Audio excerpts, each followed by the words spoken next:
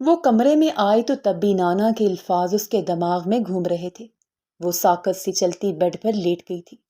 نانا نے اپنی محبت کے بدلے اس سے اس کی محبت کی قربانی مانگ لی تھی، اور دوہا میر نے اپنی محبت قربان کر دی، وہ محبت جو اس کی کبھی ہو ہی نہیں سکتی تھی۔ مگر کبھی کبھی ہماری قسمت میں کچھ اور لکھا ہوتا ہے جو ہمارے لیے بہترین ہوتا ہے۔ وہ نانا کی محبت کو ترسی تھی بچپن سے۔ اب اگر اسے موقع ملا تھا تو پھر وہ کیوں نہ ان کی محبت پانے کے لیے کچھ بھی کر جاتی۔ ماما بابا کے بعد وہ سب سے زیادہ اٹیچ اپنی اماں بی کے ساتھ تھی، جنہوں نے اس کی پرورش کی تھی۔ مگر پھر ایک قیامت آئی اور گزر گئی، سب تباہ ہو گیا تھا۔ دوہا میر نے سب کھو دیا تھا، سب کچھ۔ کسی نے اس رات اس کی بی اماں کو قتل کر دیا تھا بے دردی سے، اور پھر سب بگڑ گیا تھا۔ وہ اب بھی ان لمحوں کو سوچتی اپنا دل تیزی سے دھڑکتا محسوس کرتی تھی۔ وہ اس کا اسے پہچان لینا صرف اور صرف اس کی خوشبو سے روشان راہب کمال کو حیران کر گیا تھا، یعنی وہ بھی اس کے عشق کی آگ میں جل رہا تھا۔ روشے کا پیار یک طرفہ نہ تھا، اف، وہ اس کی جان لیوا سرگوشی روشے کے کان میں گونجی تھی۔ وہ دل سے مسکرائی تھی، وہ کتنا خوبصورت بولتا تھا۔ اس کی وہ سحر انگیز آواز، روشی اس کے خیالوں میں کھوئی ہوئی تھی۔ جب باہر شور اٹھا تھا، وہ جلدی سے باہر نکلی تو سب خوشی سے ایک دوسرے کے گلے مل رہے تھے۔ وہاں کچھ نئے چہرے بھی تھے۔ او، اسے یاد آیا تھا، آج اس کی پھپھو نے آنا تھا نا۔ اسے یاد آیا تو وہ سر پر ہاتھ مارتی آگے بڑھی اور سب سے ملی۔ پھپھو اسے اپنے پاس بٹھائے بولی، راہب، آج میں تم سے روشے کا ہاتھ اپنے روحان کے لیے مانگتی ہوں، امید ہے تم انکار نہ کرو گے۔ جبکہ ان کی بات سنتے روشا نے کچھ بولنے کے قابل ہی نہ رہی تھی۔ اس کا رنگ یکدم اڑا تھا۔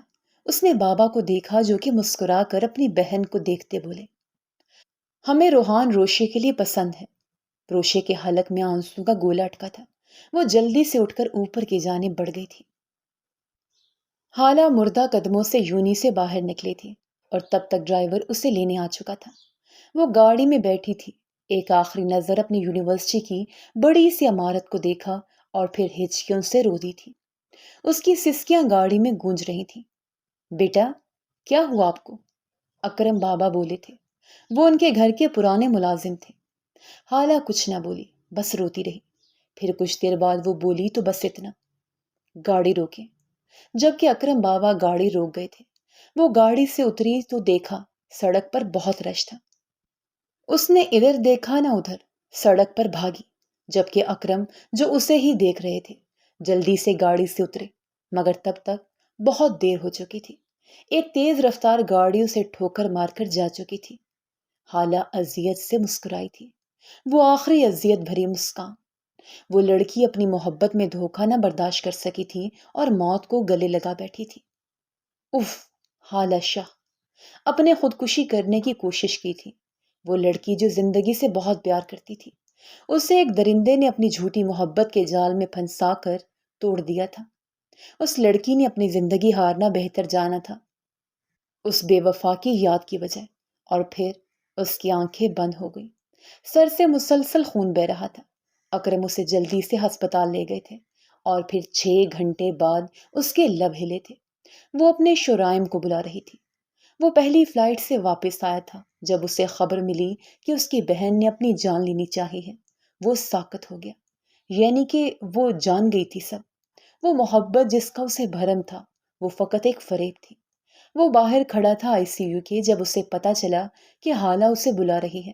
وہ اندر داخل ہوا تھا، نہ جانے کتنے ہی آنسو اس کی آنکھوں سے بے مول ہوئے۔ شرائم، وہ اٹک اٹک کر بولی تھی۔ وہ لڑکا سسک اٹھا تھا۔ آپی، کیا کر لیا یہ؟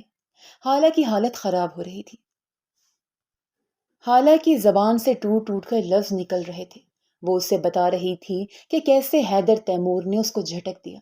وہ سسکتی رہی، روتی رہی، اس ظالم کو رحم نہ آیا۔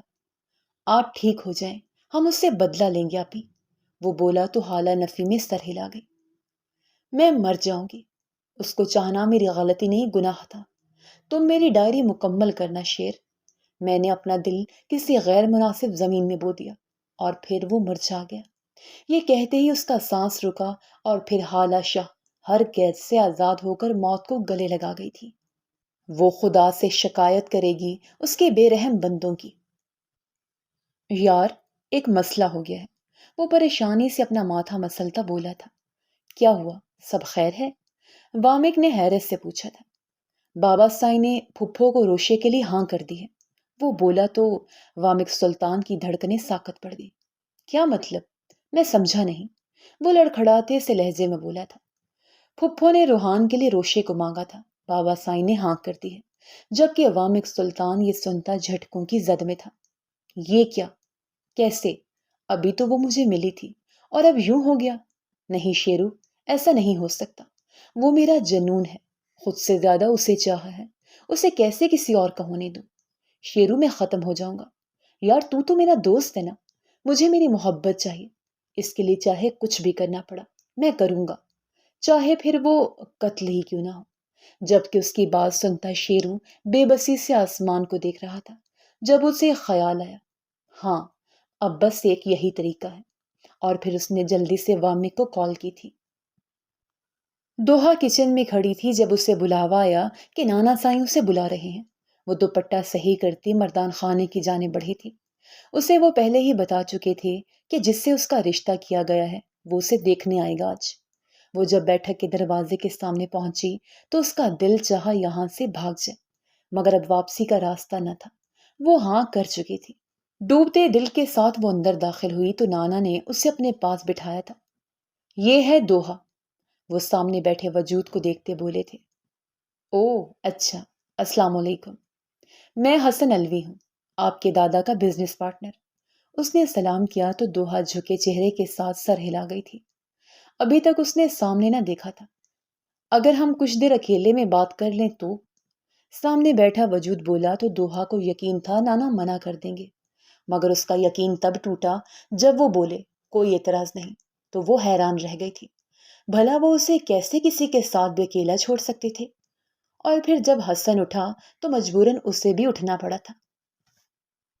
کل اسے ہیرا نے کہا تھا کہ وہ اس کے ساتھ مال جائے تو دلربا حیدر کو بتا کر آئی تھی آج کہ وہ اپنی دوست کے ساتھ مال جائے گی، جبکہ وہ دونوں شاپنگ کرنے کے بعد فوڈ کورٹ میں بیٹھی کھانا کھا رہی تھی۔ ویسے یار، تم نے اچھا نہیں کیا سرشاہ کے پرپوزل کو منع کر کے، ہیرا بولی تو وہ اسے دیکھ کر رہ گئی۔ یار، میں نے شاہ کو کہا تھا کہ وہ کچھ وقت انتظار کریں، میری اسٹڈی کمپلیٹ ہو جانے دیں، پھر وہ رشتہ بھیجے میرے گھر۔ ایسا تو کچھ غلط نہیں کہا جو تم اس طرح بول رہی ہو۔ ہاں یہ بھی ہے، ہیرا بولی۔ پھر وہ دونوں بل پے کرتے باہر نکلی تھی۔ پارکنگ کی جانب آتے ہیرا کو ایک دم یاد آیا کہ اس کا فون اندر رہ گیا ہے، تو وہ اس کے رکنے کا بولتی اندر کی جانب بڑھی تھی۔ دلربا چلتی چلتی پارکنگ میں آ گئی، جہاں دور دور تک کوئی نہ تھا۔ اس سے پہلے کہ وہ کار کا دروازہ کھولتے اندر جاتی، کسی نے اس کے منہ پر رومال رکھا اور وہ بے ہوش ہو گئی۔ اور پھر حالہ شاہ منو مٹی تلے جا سوئی تھی۔ اس کو قبر میں اتارتے شرائم نے ایک عہد کیا تھا خود سے، حیدر تیمور سے بدلے کا عہد، اور وہ واپس گھر گیا اور اس نے حالہ کی ڈائری پوری کی تھی جو کہ وہ لکھا کرتی تھی۔ اس نے وہاں لکھا تھا کہ حالہ شاہ کیوں مری، کیسے مری، کون تھا اس کی موت کا ذمہ دار۔ شاید یہ ڈائری ثبوت تھی کہ حالہ شاہ کی محبت کا کیا انجام ہوا، اور پھر وہ چلا گیا ہمیشہ کے لیے۔ اب اگر وہ لوٹے گا تو صرف انتقام کے لیے۔ وہ پھپھو کے کمرے میں آ گئی تھی اپنے کمرے میں جانے کی بجائے، اور پھوٹ پھوٹ کر رو دی تھی۔ اللہ، کیا ہو رہا ہے؟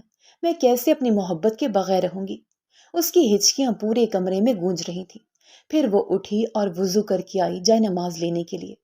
اپنی الماری کھولی اور لے کر پلٹی تو نیچے کچھ گرا تھا۔ اس نے دیکھا تو وہ کوئی ڈائری تھی۔ اس نے اٹھا کر دیکھی تو وہ اس کی پھپھو حالہ شاہ کی ڈائری تھی، جو اس کی فیوریٹ پھپھو تھی۔ وہ ڈائری ایک طرف رکھتے اس کے بعد میں دیکھنے کا سوچتے نماز پڑھنے لگی تھی۔ پھپھو کے کمرے کی صفائی وہ خود کرتی تھی، اس کے علاوہ وہاں کوئی نہ آتا تھا۔ پھر نماز پڑھنے کے بعد وہ اٹھی اور ڈائری کھولی تھی۔ اس نے اپنی تمام بری سوچیں جھٹک دی تھیں۔ اب جو ہوگا وہ دیکھا جائے گا، خدا پر اسے پورا یقین تھا۔ اپنی ڈائری کھولی اور پڑھنا شروع کیا، اور جیسے جیسے وہ پڑھتی جا رہی تھی اس کے چہرے کے تاثرات بدلنے لگے تھے۔ اور پھر جب کافی دیر بعد اس نے کتاب بند کی تو اس کی آنکھوں میں بے انتہا آنسو تھے۔ پھپھو کی موت کی وجہ سلطان خان کا سب سے چھوٹا بیٹا حیدر تیمور تھا۔ کاش وہ شخص میرے آگے کبھی نہ آئے، وہ غصے سے بولی تھی، اور پھر وہ ڈائری لیے وہاں سے نکل گئی۔ اپنے کمرے میں آتے اپنے چھوٹے چاچو کو کال کی تھی۔ اب بس وہی بتا سکتے تھے کہ سلطان خاندان کے ساتھ کیا ہوا، کیونکہ اس ڈائری میں ان کا بھی ذکر تھا۔ ہلو، شرائم شاہ بات کر رہے ہیں؟ وہ جلدی سے بولی تھی۔ ہاں روشے بچے، میں ہی ہوں۔ وہ جواب دیتے اس سے وجہ پوچھنے لگے، اور پھر روشے کے سوال پر وہ کچھ دیر خاموش ہوئے تھے اور بولے، سلطان خاندان ہمارے ساتھ والے گاؤں میں رہتے ہیں۔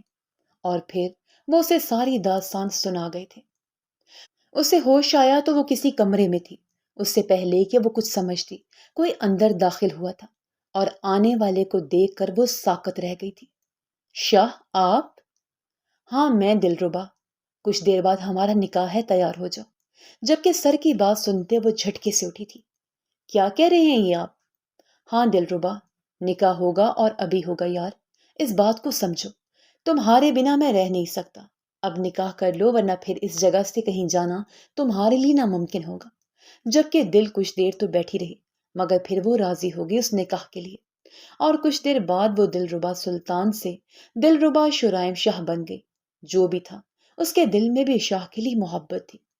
اسے چھپ چھپ کر تو وہ بھی دیکھتی تھی۔ اس کا نرم لہجہ دلربا سلطان کو بھاتا تھا۔ شاہ کی نظروں میں پیار اس نے دیکھا تھا۔ اب بھی وہ بیٹھی تھی اور شاہ اندر داخل ہوا تھا۔ دلربا، اس نے شدت سے پکارا تو وہ خود میں سمٹ گئی تھی۔ وہ اس کے پاس بیٹھا تھا۔ آپ نے اچھا نہیں کیا یہ، اس نے کہتے تھوڑا پیچھے ہونا چاہا تو وہ اسے جھٹکے سے اپنے قریب کرتا، اس کے ہونٹوں پر جھکا تھا، اور قطرہ قطرہ اس کی سانسوں کو خود میں انڈیلنے لگا تھا۔ کچھ دیر بعد پیچھے ہوتے وہ اس کے چہرے پر اپنی قربت کے رنگ دیکھنے لگا۔ دلربا اس کے سینے پر سر رکھے لمبے لمبے سانس لے رہی تھی۔ یہ رشتہ ابھی کسی کو نہ پتا چلے، وقت آنے پر میں خود سب کو بتاؤں گا۔ وہ اس کے قریب ہوتے سرگوشی کر رہا تھا۔ کل یونی کے بجائے تم میرے گھر آؤ گی، کل میں اپنا حق وصول کروں گا تم سے، کل تم مکمل میری ہو جاؤ گی، دلربا سلطان۔ اور دلربا سلطان شرمیلا سا مسکرائی تھی۔ ابھی اتنی جلدی؟ ہماری رخصتی نہیں ہوئی۔ اس کے بولنے پر دلربا بولی تو شاہ نے اسے دیکھا اور بولا، اب تم سے دوری سہانے روح ہے دلبر جانا۔ اور پھر وہ اسے ہیرا کے گھر چھوڑ گیا تھا۔ دلربا، اس کا دل ابھی تیزی سے دھڑک رہا تھا۔ اگلے دن وہ دھڑکتے دل کے ساتھ شاہ کے اپارٹمنٹ گئی تھی، اور پھر شاہ نے دروازہ کھولا۔ او میری چھوٹی سی جان، اتنی جلدی آ گئی؟ ابھی تو میں نے ناشتہ بھی نہیں کیا تھا، شاہ اسے دیکھ کر بولا تھا۔ وہ اندر داخل ہوئی تو شاہ نے اسے جوس دیا، پھر وہ اس کے ساتھ کچن میں مل کر ناشتہ بنانے لگی تھی۔ ناشتے کو ٹیبل پر رکھتے شاہ نے اسے بھی اپنے ساتھ بٹھایا۔ چلو شروع کرو، مگر میں کر کے آئی ہوں۔ اس کے بولنے پر وہ اسے ایک جھٹکے سے اٹھا کر اپنی گود میں بٹھا چکا تھا۔ اب بولو، جبکہ دلربا کچھ بولنے کے قابل نہ رہی، اور پھر شاہ اسے لقمے کھلاتا گیا اور وہ کھاتی گئی۔ ناشتہ ختم کر کے اسے اٹھائے وہ روم میں لایا تھا، اور بیڈ پر لٹائے اس پر سایہ سا کر گیا۔ شاہ، دلربا نے اسے پکارا تھا۔ نہ میرے سکون، میں آج کچھ بھی نہ سنوں گا، چلو میری شرٹ کے بٹن کھولو۔ جبکہ اس کی بات سنتے وہ سر نفی میں ہلا گئی تھی۔ جانا، تمہارا شوہر ہوں، کوئی غیر نہیں، چلو کھولو جلدی کرو۔ اس کے بولنے پر وہ آہستہ سے اس کی شرٹ کے بٹن کھولنے لگی تھی، اور پھر وہ ایک جھٹکے سے شرٹ اتار گیا تھا۔ دلربا نے ڈرتے اسے دیکھا تھا جب اس نے دل کو پکارا۔ دلربا، جی، وہ جلدی سے بولی تھی۔ کس آن مائی لپس، جبکہ شاہ کے اس حکم پر وہ سرخ ہوئی تھی۔ نہیں، وہ سر نفی میں ہلا گئی تھی۔ کرنی تو تمہیں پڑے گی دلربا جانا، ورنہ تمہارے لیے ہی میری شدتیں برداشت کرنا مشکل ہوگا۔ جبکہ اس کی بات سنتی وہ سرخ ہوئی اور اوپر ہوتے اس کے ہونٹوں پر اپنے لب رکھ گئی تھی، اور پھر شاہ اسے خود میں بھینچ گیا تھا، اور یوں ہی قطرہ قطرہ وہ اس کے نقش نقش کو اپنے لبوں سے معتبر کرتا گیا۔ آج وہ دونوں ایک ہو گئے تھے، اور آگے کیا ہونے والا تھا اس کا اندازہ کسی کو نہیں تھا۔ وہ دونوں ایک دوسرے میں گم کسی اور ہی جہاں میں تھے۔ وحاج دادا کے کمرے میں داخل ہوا تھا۔ وہ پریشان چہرہ لیے بیٹھے تھے۔ کیا ہوا دادا سائیں؟ وہ ان کے پاس آتے بولا تھا۔ تمہیں ایک کام سونپے، کرو گے؟ وہ سوالیہ لہجے میں بولے تھے۔ کیا کام ہے دادا سائیں؟ میں کروں گا، وہ بولا تو وہ مسکرا۔ بیٹا، ہماری زمین ہے ایک بہت بڑی کاغان میں، جس پر کسی دوسری پارٹی کے لوگ قبضہ کیے ہوئے ہیں۔ وہ زمین ہمیں بہت پیاری ہے۔ تم جاؤ کاغان اور یہ مسئلہ سنبھالو، کیونکہ اب تمہیں ہی کچھ کرنا ہوگا، ورنہ وہ ہماری زمین ہم سے چھین لیں گے۔ وہ اپنا سر پکڑتے بولے تو وہاج سر ہاں میں ہلا گیا تھا۔ جی، کب جانا ہے؟ پرسوں رات کی فلائٹ ہے، وہ اسے دیکھتے بولے تھے۔ اوکے، پھر وہ باہر نکل گیا۔ وہ سن سے اپنے کمرے میں بیٹھی تھی، اس کے سامنے لیپ ٹاپ پڑا تھا اور وامق سلطان کی تصویر تھی سامنے۔ کاش آپ سلطان خاندان سے نہ ہوتے، وہ حسرت سے بولی تھی، یا پھر مجھے آپ سے کبھی عشق نہ ہوتا، ہم کبھی ملے نہ ہوتے۔ اسے شعائم شاہ نے ساری کہانی بتائی تھی، ایک ایک، محض ایک شرط کی خاطر کتنے لوگ تباہ ہوئے تھے۔ ایک نے کھیل شروع کیا تھا اور ایک نے ختم، مگر پھر بھی نہ جانے کتنی زندگیاں اس سے متاثر ہوئی تھیں، شمار کرنا ناممکن تھا۔ اور حیدر کے ساتھ کیا ہوا تھا؟ بہت دن سے حالہ کو اس نے نہ دیکھا تھا، ویسے بھی اب اس سے کوئی سروکار نہ تھا، وہ اپنی زندگی میں خوش تھا۔ 2 سال بعد، مجھے تم سے طلاق چاہیے تو مطلب چاہیے، وہ چیختے بولی تھی۔ کیوں چاہیے تھی طلاق؟ بس ایک بار وجہ بتا دو، میں اس وجہ کو ختم کر دوں گا۔ جیا، جبکہ اس کی بات سنتے وہ زخمی سا ہنسی تھی۔ تم ہو وجہ، میں تمہارے ساتھ ایک پل بھی نہ رہوں گی۔ میں نے کیا ہے؟ وہ درد سے بولا تھا۔ اس لڑکی میں اس کی جان تھی، وہ حیدر تیمور کی چلتی سانسوں کی وجہ تھی، اور وہی آج اس کی جان نکالنے پر تلی ہوئی تھی۔ تم نے ایک معصوم کی جان لی ہے حیدر، اور میں تمہارے جیسے قاتل کے ساتھ نہیں رہ سکتی، وہ سسکتے بولی تھی۔ میں نے کس کی جان لی ہے؟ وہ تڑپ کر بولا تھا۔ تم نے حالہ شاہ کی جان لی ہے، اس سے اپنی جھوٹی محبت کے جال میں پھنسا کر اس کو دھوکہ دیا، اور پھر اسی دن وہ مر گئی۔ تم نے مارا تھا اسے، تمہاری وجہ سے مری تھی وہ۔ جیا بولتی اس کو پتھر کا کر گئی تھی۔ اس نے کہا تھا تمہارے دھوکے نے مجھے مار دیا، اور پھر وہ سچ میں مر گئی تھی۔ اور پھر جیا خان حیدر تیمور کو چھوڑ کر چلی گئی تھی، ہمیشہ ہمیشہ کے لیے۔ وہ اس کو یاد کرتا تھا، بے تحاشا کرتا تھا، مگر وہ لوٹ کر نہ آئی تھی کبھی۔ اپنے 8 سالہ بیٹے کے ساتھ حیدر تیمور بالکل اکیلا ہو گیا تھا، اور پھر وہ لوگ شہر سے سلطان ولا آ گئے تھے۔ وامق ہمیشہ سے ایک الگ شخصیت کا مالک تھا، وہ جیا کے بعد بالکل خاموش ہو گیا تھا، حیدر تک سے دور، بہت دور ہو گیا تھا۔ اور پھر اس کی زندگی میں آئی تھی روشان راہ کمال، جس سے وہ عشق کر بیٹھا تھا۔ دوہا، آج تم جاؤ مصباح کے ساتھ اور اپنی بڑی مامی کے ساتھ، جا کر جو بھی شادی کی شاپنگ کرنی ہے جا کے لے آؤ۔ نانا کی بات سنتے وہ سر ہلا گئی تھی بس۔ اب اس کا دل کرتا تھا کہ کہیں بھاگ جائے، مگر کیا کرتی، بس نانا کی محبت کے لالچ میں وہ سب بھول گئی تھی۔ اسے نانا کی محبت مل جاتی، اسے کچھ نہیں چاہیے تھا۔ اور اپنے بچپن میں خواب دیکھا تھا، ایک بہاد سلطان کی دلہن بننے کا خواب، مگر اس رات کے بعد اس نے اپنے سارے خوابوں کو نوچ کر اپنی آنکھوں اور دل و دماغ سے نکال دیا تھا۔ وہاج نے کہا تھا میری زندگی سے نکل جاؤ، تو وہ نکل گئی اس کی زندگی سے، چلی گئی اس کی زندگی سے۔ وہ چھوٹی سی بچی آج بھی اس کے اندر سسکتی تھی۔ روشے، چلو آج مہندی ہے، میں اور تم جائیں گے، تیار ہو جاؤ، 2 گھنٹے ہیں بس۔ شیرو کی بات سنتے وہ تیار ہوئے چل دی تھی۔ ویسے بھی کل پھپھو کے کہنے پر اس کی اور روحان کی منگنی کی رسم ہوئی تھی، سب تیاریاں مکمل تھیں۔ وہ لگ تو خوش رہی تھی، مگر وہ خوش نہ تھی، یہ بات وہ دل میں چھپائے بیٹھی تھی۔ روشانی کیسے خوش ہوتی بھلا، جب دل ہی کسی اور کے پاس تھا؟ وہ کسی اور سے محبت کرتی تو بھلا کیسے وہ روحان شاہ کے ساتھ ایک مقدس رشتے میں بن جاتی؟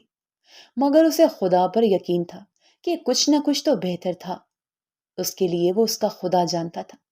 آج اس کے دن کو شیرو سے ملاقات ہو چکی تھی، اور وہ لوگ ایک فیصلے پر پہنچے تھے۔ اب بس ایک ہی راستہ تھا روشانے کو وامق سلطان کا بنانے کے لیے۔ انہوں نے پلان کر لیا تھا کہ انہیں کیا کرنا ہے، اور اس میں شامل تھا وہاد سلطان بھی اور عیسیٰ سلطان بھی۔ دن تیزی سے گزر رہے تھے، دل شاہ سے روز ملتی تھی، وہ یہ بات اپنے گھر والوں سے چھپا گئی تھی، اور میر، اسے لگتا تھا دل اپنی پڑھائی میں مصروف ہے، اس لیے وہ بھی اسے زیادہ تنگ نہ کرتا تھا۔ ویسے بھی وہ اپنا نیا بزنس سٹارٹ کر رہا تھا، اس لیے وہ بھی مصروف تھا۔ شاہ، دل نے اسے پکارا تھا۔ کیا ہوا میرے سکون؟ وہ اسے اپنے سینے پر سر رکھے دیکھ کر بولا تھا۔ وہ مجھے ایک بات بتانی ہے آپ کو۔ کیا؟ وہ اسے دیکھتا بولا۔ وہ آج شام کو بتاؤں گی جب سب ہوں گے۔ اوکے۔ اور پھر شام میں وہ تیار ہو کر باہر آئی تو شاہ اسے دیکھتا رہا تھا۔ اف، وہ حسن کی مورت، دل ربا۔ آج شاہ نے اپنے کچھ جاننے والوں اور دوستوں کو بلایا تھا۔ ان دونوں نے ایک ساتھ کپل ڈانس کیا تھا اور پھر دل ربا اس کا ہاتھ پکڑتے مائک کے پاس گئی تھی۔ شاہ، آج میں آپ کو بتانا چاہتی ہوں کہ آپ میرے لیے کیا ہیں۔ مجھے آپ سے محبت نہیں، عشق ہے میرے شاہ۔ آئی لو یو۔ اور پھر شاہ اسے دیکھ کر کہکا لگا کر ہنس دیا تھا۔ اچھا۔ پھر اس نے مائک پکڑا تھا اور سب کی جانب متوجہ ہوا۔ اس سے ملیے سب، یہ ہے میری سب سے پیاری۔ اور پھر وہ رکا، دلربا کو دیکھ کر مسکرایا اور بولا، رکھیل۔